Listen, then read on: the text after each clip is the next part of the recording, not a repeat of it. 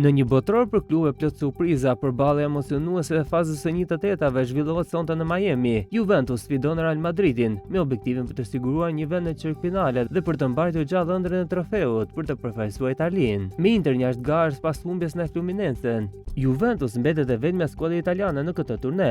Skuadra e Igor Tudor vjen pas dy fitoreve kundër Wydad dhe Ajaxin, por edhe pas një disfatë të thellë kundër Manchester City në grup, që sjell disa pasiguri dhe mungesën e formacion. Sa i përket formacionit, gati mungon, ndaj në mbrojtje rikthehet Rugani. Në mesfush me shumë gjaste do të luajë Alberto Costa, ndërkohë që sistemi 3-4-2-1 do të udhëhiqet nga Colomani, i cili mbështetet nga Conceição dhe Yldiz. Nga ana tjetër te Real Madridi, Xavi Alonso shpreson që të fitojë trofeun e parë si trajner i Realit dhe të rikuperojë yllin më të madh të skuadrës, Kylian Mbappé, i cili mungoi në fazën e grupeve.